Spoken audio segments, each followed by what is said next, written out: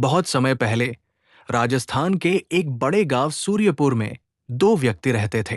पहला था सेठ वीरचंद, जो गांव का सबसे अमीर व्यापारी था। उसके पास सोने चांदी के खजाने, कई दुकानें और बड़े बड़े मकान थे, लेकिन वो बहुत घमंडी और स्वार्थी था।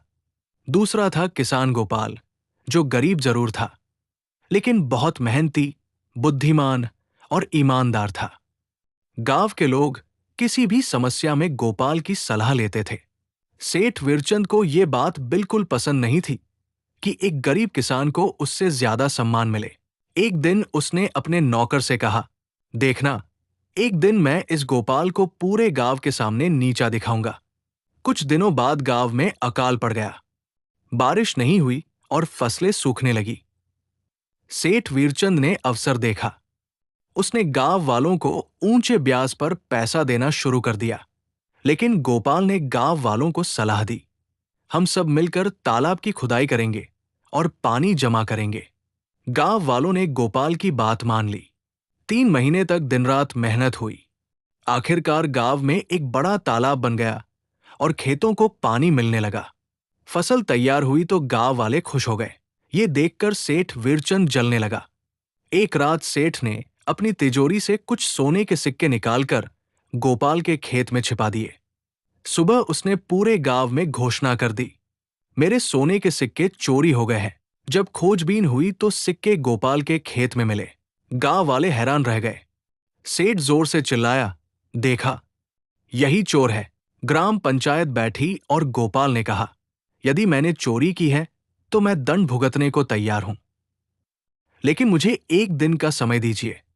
गांव के मुखिया ने अनुमति दे दी। अगले दिन गोपाल गांव की सभा में एक बड़ा मिट्टी का घड़ा लेकर आया। उसने कहा, जो व्यक्ति सच बोल रहा है वो इस घड़े में हाथ डालकर कसम खाए।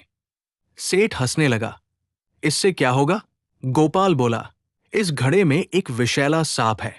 जो झूठ बोलेगा उसे सांप काट लेगा।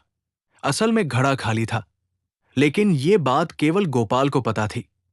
सभी गांव वालों ने हाथ डाल दिया। जब सेठ की बारी आई तो उसका चेहरा पीला पड़ गया। वो डर गया और हाथ डालने से मना कर दिया।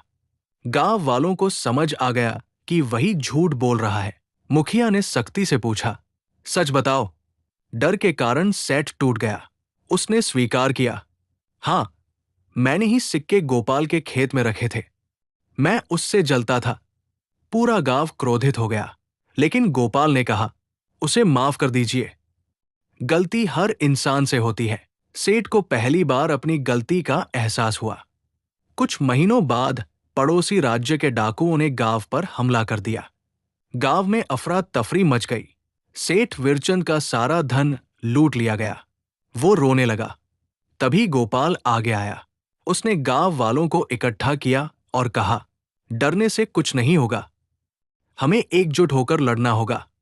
गोपाल ने एक योजना बनाई। गांव वालों ने रात में चारों तरफ मशालें जला दी और ढोल बजाने लगे। डाकुओं को लगा कि राजा की सेना आ गई है।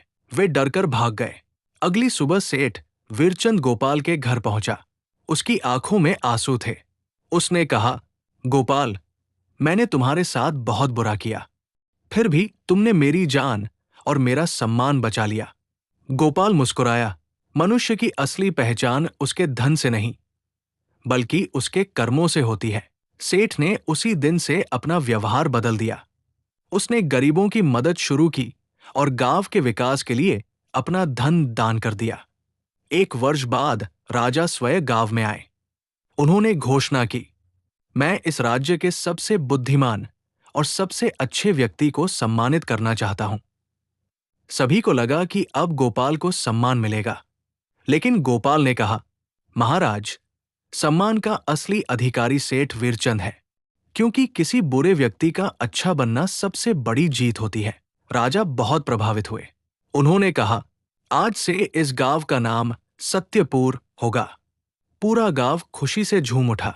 सेठ वीरचंद रो पड़ा। उसने गोपाल के चरण पकड़ लिए। गोपाल ने उसे उठाया और गले लगा लिया। कहानी हमें शिक्षा देती है कि बुद्धिमानी हमेशा ताकत और धन से बड़ी होती है। ईमानदारी और क्षमा सबसे बड़ी शक्तियां हैं।